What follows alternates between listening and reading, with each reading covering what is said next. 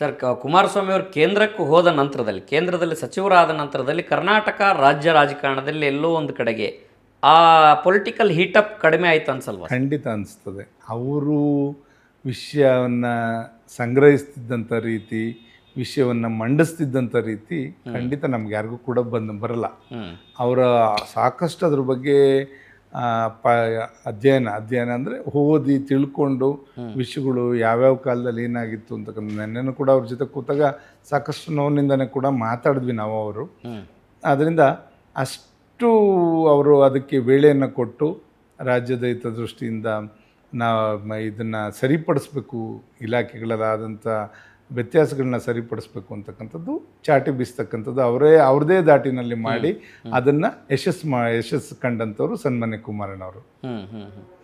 ಸದನದಲ್ಲಿ ಅವರು ಇದ್ದಿದ್ರೆ ಅದರ ವರ್ಚಸ್ಸೇ ಬೇಡ ಅನ್ನೋ ರೀತಿಯಲ್ಲಿ ಚರ್ಚೆಗಳ ಸಾಕಷ್ಟು ನಡೀತಾ ಇದೆ ಸರ್. ಆದರೆ ಈ ಬಾರಿ BJP ಮತ್ತು JDSನ ಹೊಂದಾಣಿಕೆ ಸದನದಲ್ಲಿ ಅಷ್ಟು ಎಫೆಕ್ಟಿವ್ ಆಗಿ ಕಾಣಿಸ್ಲಿಲ್ಲ. ಸರ್ಕಾರವನ್ನು ಕಟ್ಟಿ ಹಾಕಲಿಕ್ಕೆ ಪ್ರತಿಪಕ್ಷಗಳು ಪ್ರಬಲವಾಗಿ ಎಳಿತಾ ಇಲ್ಲ ಅನ್ನೋಂಥ ಆರೋಪ ಇದೆ. ಈಗ ಒಂದೆರಡು ಇಶ್ಯೂಗಳು ಆಯಿತು. ಈಗ KPSC ಇದಿರ್ಬೋದು, ಮತ್ತು ನಮ್ಮ ಏನು ಪಂಚ ಯೋಜನೆಗಳು ಇವ್ರಿಗೆ ಅನುಷ್ಠಾನಕ್ಕೆ ತಂದಿರೋದ್ರಲ್ಲಿ ಸಮಿತಿ ಅಧ್ಯಕ್ಷಗಳನ್ನ ತೆಗೆದುಹಾಕಬೇಕು ಅಂತಕ್ಕಂಥದ್ದು, ಅದು ಬೇಕಾಗಿಲ್ಲ. DBT ಮುಖಾಂತರ ನೀವು ಹಣ ಹಾಕೋದ್ರಿಂದ ಸಮಿತಿಗೆ ಏನು ಕೆಲಸ ಇಲ್ಲ. ನೀವು ಅದನ್ನು ಹಣವನ್ನು ದುರುಪಯೋಗ ಪಡಿಸ್ಕೊಂಡು ಅವ್ರಿಗೆ ಸಂಬಳಕ್ಕೆ ಕೊಡ್ತಕ್ಕಂಥದ್ದು, ಅವರು ಸರ್ಕಾರದ ಎಕ್ಸ್ಚೇಕರ್ ದುಡ್ಡನ್ನ ಅವರು ಉಪಯೋಗಿಸ್ತಕ್ಕಂಥದ್ದು ಸರಿಯಲ್ಲ ಅಂತಕ್ಕಂಥದ್ದು, ಇದೆಲ್ಲ ಸಾಕಷ್ಟು ಹೋರಾಟ ಮಾಡಿದ್ವಿ. ಒಂದು ಎಲ್ಲರ ಮನಸ್ಥಿತಿ ಈಗಿನ ಶಾಸಕರಲ್ಲಿದ್ದಂಥದ್ದು, ನಾವು ವೇಳೆನ ವ್ಯರ್ಥ ಮಾಡೋದು ಬೇಡ, ಸದನದ ವೇಳೆನ ನಾವು ವ್ಯರ್ಥ ಮಾಡೋದು ಬೇಡ.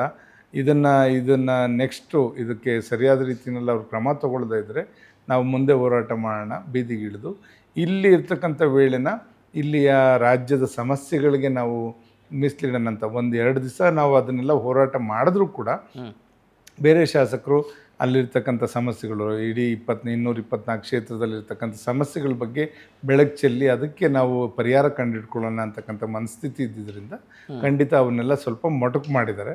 ಖಂಡಿತ ಇದನ್ನು ಬೀದಿಗಿಳಿದು ನೆಕ್ಸ್ಟ್ ಇವ್ರು ಮಾಡಿರ್ತಕ್ಕಂಥ ಲೋಪದೋಷಗಳು ಕಾನೂನು ರೀತಿಯಲ್ಲಾಗ್ಬೋದು, ಇವ್ರು ಗವರ್ನರ್ ಮುಖಾಂತರ ಕೆಲವು ಕೊಟ್ಟಿದ್ದೇವೆ, ಗವರ್ನರಿಂದನೂ ಕೂಡ ಅಲ್ಲೂ ನ್ಯಾಯ ದೊರಕಿಸ್ಕೊಡ್ಲಿಕ್ಕೆ ಸಾಧ್ಯ ಆಗಲಿಲ್ಲ ಅಂದರೆ ರಾಷ್ಟ್ರಪತಿಗಳ ಹತ್ರನೂ ಹೋಗ್ಬೇಕು ಅಂತಕ್ಕಂಥ ಚಿಂತನೆಗಳು ನಮ್ಮಲ್ಲೆಲ್ಲ ಇದೆ.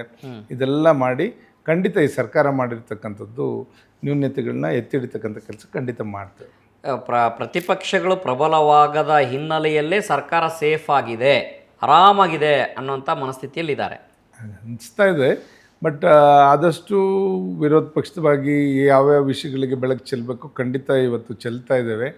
ಆದರೆ ನೀವು ಹೇಳಿದ ರೀತಿಯಲ್ಲಿ ಕಟ್ಟಿ ಹಾಕೋ ಮಟ್ಟಕ್ಕೆ ಸಮರ್ಥವಾಗಿ ಆಗ್ತಾ ಇಲ್ಲ ಅಂತಕ್ಕಂಥದ್ದನ್ನ ನಾನು ಕೂಡ ಒಪ್ಕೋತೇನೆ.